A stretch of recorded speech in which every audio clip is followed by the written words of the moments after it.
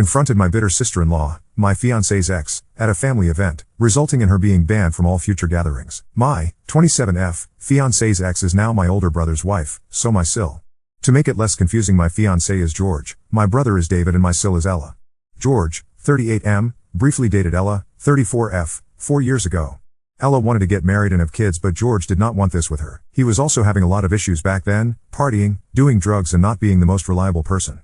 They dated for 6 months and everything ended in drama because Ella was not able to make George want to settle with her. Soon after their breakup, she met my brother and they got married 6 to 7 months after. So yeah, they moved really fast, and basically Ella dated her ex, broke up with him, met my brother and got married to him. Everything in only 1 year and a couple of months. I met George 2 years ago, and at that time Ella was already married to my bro. Back then I had no idea that George was Ella's ex. When George started to feel attracted to me, he changed completely. He quit drinking and doing drugs, he has been sober ever since, started going to therapy, and overall became a new person.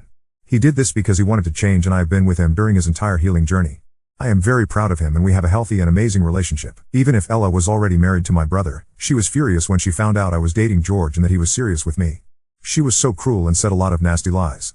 She used to tell everyone that George was grooming me. I was 25 when we became a thing and he was 36. This is not grooming FFS. She lied that George was abusing me, trying to get me to become an addict like him, and many other things. This ruined my relationship with my brother because he never did anything to make her stop. George and I announced our engagement to my family last week during my dad's birthday. My parents were happy for us, but Ella said it must be nice to be the one to get the ring after someone else struggled to fix him. Again, no reaction from my brother as usual. My parents told her to stop, but I just snapped and told her something along the lines, he fixed himself, you pause. And yes, it is nice to know I will be married to the man I love more than anything and who loves me the same. But how is it for you knowing that no one else except my idiot brother ever wanted to marry you? Does it feel nice? My parents kicked them out after this.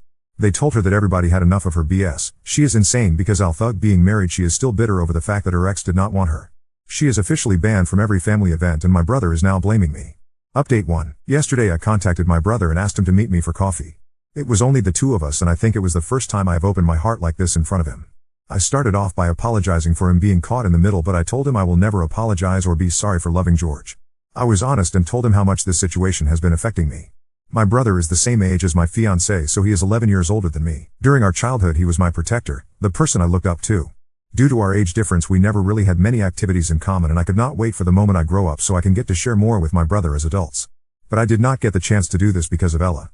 David would always teach me to value myself, to choose people who treat me right and make me happy. However, I am not able to share my happiness with him anymore. I understand why he would wish I never met George, but it still hurts knowing that your brother somehow resents the source of your happiness. David would always defend me when I was younger, even in front of our parents. When I was 15 I was experimenting with makeup and it looked bad, really bad.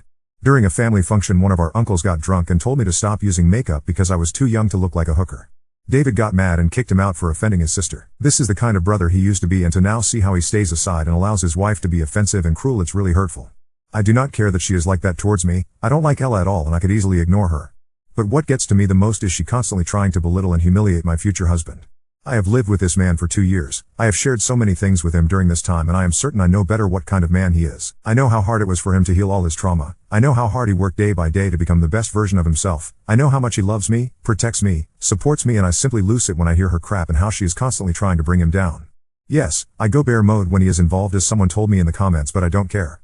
I will not allow any of my family members to abuse the person I love. I may have tolerated things for my brother's sake, but I will never be quiet in front of his /H of a wife. I told my brother that I love him and I will always cherish the memories I have with him, but we cannot go on like this. I understand he is a victim and I am ready to do anything for him if he is willing to accept that his marriage is not good, that Ella is not a good woman and is abusing him. I cannot force him to divorce her because this has to be his choice, but I told him I will accept his decision no matter what that is. He will always be my brother, but George is my family now. We plan on having kids in the near future, and there is no way in hell I will ever allow his lunatic of a wife to be near my kids. I also refuse to subject George to the abuse. We tried. We thought that this rough period will eventually pass and that everything will be okay, but unfortunately Ella became more and more bitter and disgusting. We will still see my parents, but I am standing my ground and will not go to their house if she is present. David and I cried a lot, and for the first time in many years I felt like I had my brother back. He apologized over and over again and explained a lot of things to me which gave me the chance to understand him better. But at the same time I am so angry that I had no idea what was happening to my brother. Some people said that David was a rebound for Ella, but it seems they were both a rebound for the other. What made them marry so fast was the age pressure. My brother was feeling like it was very hard to connect with someone, and the prospect of being able to have a family of his own seemed very far away until Ella came and offered him the possibility to have exactly what he wanted without too much struggle. So yeah. In the end I guess we are all some messed up people in a way or another. I don't know what's going to happen. David said he plans to take some time, go away alone for a couple of days and think what he wants to do. But he said that when he'll be back he wants to have a chat with George to apologize to him as well for everything that has happened. My brother knows that everything Ella says is false. He said everyone is able to see how much George loves me and that we make a great couple, and there are times when he wished to also have something like this in his life. He told me he is proud of the woman I have become and that no matter what happens, I will always be his little sister. After this I went home and cried some more with George besides me. I have tried to play strong and denied myself to feel hurt for so long that yesterday I have finally exploded. But it was good because now I feel better. Update 2. As planned, David did take some time for himself and went to a retreat cabin for a week. He went there alone because he wanted to have the space and time to rethink his life choices. This was exactly what he told Ella, but left out the location because he did not want to risk her showing up there. The first day he was away, Ella contacted my parents and me to ask us about my brother's location. We did not disclose anything. On Wednesday that week I was contacted by some of my brother's friends. They wanted to know if my brother was okay and if it was true that David was cheating on Ella. Initially I was very confused on why would they think that, but they told me that Ella has been going around complaining to people that my brother was cheating on her and that his family were on board with it and covering up his affair. I told my bro's friends that this was not true, but I decided to be petty, so I went on social media, uploaded a photo of me with my brother and wrote how proud I am of him that he is taking this time to focus on mental health and his well-being. Some hour later Ella called me and demanded I take down my post because I was embarrassing her. I played dumb and asked her why would a post dedicated to my brother would ever embarrass her. She never answered, never admitted to lying, and I never took down my post. It will stay where it is for posterity. After my brother returned from the retreat he asked me, George and my parents to meet up at our parents' place and talk. He apologized for everything that happened with his wife and told us a lot of things about Ella. Apparently she is a very jealous person and she has a constant need to put others down so she can look better or feel superior. Bro gave us a lot of examples of shitty things she did, including to some of her relatives and supposed friends. One of her female cousins works for a transport company, so most of her colleagues at work are men. Ella told this cousin's husband that there are high chances of her cousin cheating since she spends every day surrounded by men. Her cousin was pregnant at that time and I don't know if she was trying to imply the baby may not be her husband's, but still. Needless to say they don't speak to Ella anymore. She had a girlfriend who got into a relationship with a guy. Ella kept telling this girl bad things about her partner that she supposedly heard from other people. She was never able to tell who she heard it from. Most likely she invented everything. That's why her family members avoid her and never invite her to functions, and she does not have any friends. People from their circle were friends with my bro before he married her, so they are just tolerating her for his sake. I mentioned that Ella must be abusing my brother and a lot of people took it the wrong way. When I mentioned abuse, I did not mean it as physical abuse, but more like emotional abuse. I guess everyone has their own way of seeing things, but for me being married and still being pissed about things that happened with your ex years ago is clearly a sign of disrespect towards your spouse. And if someone is able to openly disrespect their spouse over and over again in front of their family, it's a high chance for that person to do more than disrespect behind closed doors. My bro clearly struggles to see his self-worth at the moment, and this is also the reason why he accepted too many things from his wife. But we will be with him, always support him and remind him what an awesome guy he is. Also, many people were outraged and called me an for calling my brother an idiot. I don't know if all of your families and relationships are like those you see in commercials, but in real life siblings fight, and sometimes when they fight, they may call each other's names. This doesn't mean I don't love my brother or that I don't respect him, but if I see him acting like an idiot, I will always say it to his face and explain why I think he is an idiot. I apologized for calling him an idiot and he said there is no need to apologize because he expects me to always be honest with him even if sometimes the truth may hurt. And I understand because I expect the same from him. Anyways, David confronted Ella with everything that she has been doing and told her she needs to get help. She refuses to accept she has any problem. She states that everything that she has ever done came from a place of love and care for that person, right? Because when you care for your cousin you lie to her husband that she may be cheating on him, or when you care for your sil you lie to everyone that she is forced to do drugs by her partner. She did not take the divorce well, but not because she was losing my brother, but because she saw this as a failure that shattered her perfect image she had of herself. Maybe after some time passes I will actually be able to feel sorry for her because she is a sad person with so many issues that refuses to get help. Of course Ella blamed the divorce on me and our family, claiming that David is choosing us over her, so clearly she does not take any kind of responsibility for her actions. David however warned her that if she continues spreading lies about our family, we will hire a lawyer and take legal actions against her. At the end of the day, if she still insists with her crap, she will have to prove everything in court. Of course we don't want to get to this, but she needs to understand that we cannot say whatever we want about other people and not face the consequences. In the meantime, George and I are planning our wedding and my bro will be George's groomsman.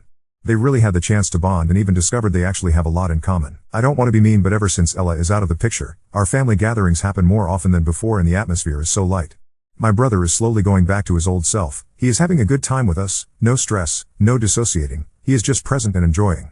So that's it for now. Now on to second story. Started an open relationship with my girlfriend hoping for fairness. Now I'm her financial supporter and third wheel to their passion. My girlfriend, 27F, and I, 29M, Opened our relationship a little over 2 years ago. Obviously, she had more success than I did, but I've had a couple of dates here and there. Non-monogamy isn't really a world for men with social anxiety. One of the rules that she wanted to establish was no emotions, just sex. While I accepted the rule, I said from the beginning that having absolutely no emotions isn't realistic. Inevitably you will start to feel something for someone. Long story short, I was right. She met this guy, 27M, they developed feelings, we talked, and now we are a poly, I guess. Don't really know what to call it. Trouble doesn't seem right since he and I aren't dating. But neither of us guys have other partners outside of her. Anyway, we've had this structure for about 7 months now and it's going fine. She seems to be happy. I just don't see what place I have in this relationship. Not sure if that place really even exists. In monogamy is much easier to see. It's only the two of you. But here, not so much. I'm happy that she's happy, but I don't really think needed. I've talked to many and researched things, but none of those arguments make sense to me. They may have sex with others, but y'all have an emotional bond. In our case, she has one with both of us. As I think emotional connections are a dime a dozen. You have one at some point in everyone you date. Sexual chemistry is way more rare and usual is just there or it isn't. And from the unfortunate time that I walked into our apartment and didn't know he was there, it is very clear they have incredible sexual chemistry. Emotional connections can be developed anytime. So what security is there in that? Monogamy doesn't exist sounds good, but not sure if that plays out well. Especially seeing that the only person not monogamous here is her. We are both basically in a monogamous relationship, and while you supposedly can't expect to get all you need from one person, that's exactly what we're supposed to do. But only from half of that person. Every connection is unique and special, maybe so, but ours clearly wasn't enough. She needed more. I didn't. I was happy and fulfilled. She wanted other experiences. But that stopped when she met him. And while I try not make it a competition, she clear has a level of passion for him that she doesn't for me. She won't have sex with me when he's around. I have to wait until he leaves. She asked me to leave when she wants to have sex with him. She's isn't nearly as cuddly with me either. At this point, it feels like the only reason I'm around is because we are entangled, money, lease, cars, etc. I also know that I'm here emotional support for hard stuff. Working in EMS, I've learned to stay calm and clear in high-stress situations. I'm also supporting her financially with schooling, but I'd like to be more than just an ATM and a security blanket. Don't really know what to do about all this. So much of what I've read talks about not comparing, just getting over jealousy, giving people autonomy, don't be attached/dependent, etc. Don't know where that leaves me. While not really relevant, I'm going through some significant health issues. It's uncertain if I'm going to make it through. She doesn't know about it. Haven't found a good time to say. Maybe that's why I'm just being emotional and insecure. I know both are terrible traits in a man. Anyway, I guess this just turned into a vent, but any thoughts or input is welcome. Edit, I'm a firefighter and hazmat tech. It's most likely that my health issues are related to a work incident. Therefore, the people I work with know. I have told any family or friends yet. At this point, I could come out most okay or could have until the end of the year. I'm trying to wait until we know more. Edit 2, she and I live together. He has his own place but has 3 male roommate. GF doesn't feel as comfortable there. Update 1. Long story short, I pretty much ignored everyone's advice. Not really. I do appreciate all the input that I got on my last post. But every time I wanted to broach the subject, either something got in the way or I just chickened out. She is still seeing the other guy. Let's call him Caleb. Life kinda sucked at first since they were mostly using our house to avoid his roommates, but this summer he got his own place. So they no longer meet at ours. Which is great because accidentally coming home when they are together is not great. Hearing your GF scream another guy's name takes a long ass time to fade from memory. I've met the guy. He seems nice enough. Total opposite of me, so I see why she's so into him. Dude's like 6'2" with that lean surfer boy type look. I'm like 5 feet 7 inches and shaped like a tree stump, haha. Anyway, so the problem pretty much solved itself. She stays with him about 3 to 4 nights a week. Occasionally, she'll stay over for a long weekend or even a week. They've even gone on a few trips together. TBH, part of me is jealous, but at the same time, I see how she looks at him. I just don't have the heart to get in the way of that. Unfortunately, our sex life has taken a bit of a dive. Not long after they started seeing each other, we stopped being intimate as often. We still are, but it's only like 1 to 2 times a week. Everyone got tested and they've gone barrier-free. Supposedly she was just tracking her cycle but did have a pregnancy scare. So now she's on birth control. I'm not particularly happy. I mean, I'm happy she's happy, but this isn't really what I pictured for my life. I always imagined having this passionate, loving relationship where we were everything to each other. Sometimes I just feel like more of a connivance than a partner. It's pretty obvious she was never into me as much as she is him. That sucks but can't change it. On the health front, unfortunately I don't have great news to report. Turns out I do have cancer. It wasn't as aggressive as they thought, but it is terminal. At this point, I'm looking at somewhere around March. GF doesn't know. I know I'm an off for that. I'll tell her eventually. She's just not around much, and when she is I just want to be fun. I know I can't compete with Caleb, but I don't want to just be the sick one. I thought about just breaking up, but that seems mean. I recently saw Twilight for the first time. When I finished the part of Bella mourning Edward leaving, it made me wonder if she'd feel the same. TBH, I don't think she would. Caleb is pretty much primary at this point. So I'd rather be peaceful on the way out. When I do go, she'll have him. Work sucks because I can't ride the engine anymore. Once I got worn out walking up steps in bunker gear, I knew I can't fight fire anymore, so I'm just on the medic now. Update 2. I finally told my GF about my health issues. It was a long, rough night. Saturday night we went on a date. Usually she'd be with Caleb, but he's out of town visiting family for the holiday. I'd if he felt it was too early for her to meet his family or what, but I definitely thought I'd be alone for Christmas. But apparently she's staying here, so that's nice, I guess. We went to dinner and, after, got to go see Wicked. Not gonna lie, the dynamics between Glinda, the munchkin dude, and the prince made me wince a bit. Felt kinda close to home. Minus me stringing some poor girl along. Regardless, I did enjoy the movie a lot. We got home and curled up on the couch, and that's when we had our talk. Decided to withhold any info about how I've been feeling, as that felt pretty ancillary to the main topic. I basically just described how I'd been sick more and tired. Then told her about my annual physical from last year and all the doctor's visits since. Then I finally told her about the diagnosis and having until March. To say that this was hard is an understatement. I don't think I've ever seen her cry that hard. Or anybody for that matter. I'd what kind of reaction I was expecting, but not that.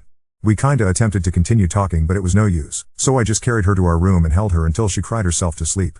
When I woke up Sunday morning, she wasn't in bed. My initial brain fog kinda forgot about what happened, but when I remembered, I went to find her. She was sitting at the table in the kitchen. She was still crying, but we were able to talk about everything. I told her about the bucket list, preparations I've made, etc. It was all smooth until she kinda jerked up, looked at me, and asked, "How long have you known?" It was at this point I knew I fucked up. As tempting as it was, I didn't lie. I told her I've known I would die for a year, and I found out when about 2 months back. OFC, she asked why I didn't tell her, and I didn't know what to say. She asked if I was trying to get back at her as some weird revenge, which kinda annoyed me a bit, but I let that go. I told her I was preoccupied with getting used to an open relationship, that it felt like it came out of nowhere, developed fast, became poly, and I was just being dragged along. That not having her around, hear them have sex, and watching her fall in love with someone else was hard enough. Predictably she got pissed. Felt like I was blaming her for who she is.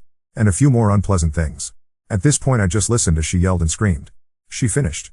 I apologized for not telling her, but then asked, if this was all my issue, then how come your partner has been sick and dying for a year and you never noticed? I immediately regretted saying that because she kinda just broke. She didn't cry. She just went silent and sat down on the floor. I tried to comfort her, but she pulled away. So at this point I figured we needed space and I left. Went to a friend's house for the day. Sunday evening, I got a text from her asking me to come home. I did. When I got there she had ordered food. When she saw me, she ran up and hugged me. At this point we both cried. We ate and watched as a cake. Eventually she paused the show and we talked. She apologized for lashing out. Said she was just angry and confused. I apologized for what I said. She told me not to, and that what I said is what she felt. So when it was out in the open she just shut down. I told her that I love her and not to hold it against herself. At this point, she wanted to help me plan out the last few months. She also said that she'd be breaking up with Caleb, but I told her not to. If he actually loves her, she's gonna need his support. We will wait till after Christmas to fill him in. We talked more about plans and went to bed. Don't know what will come of this, but that's where we are now.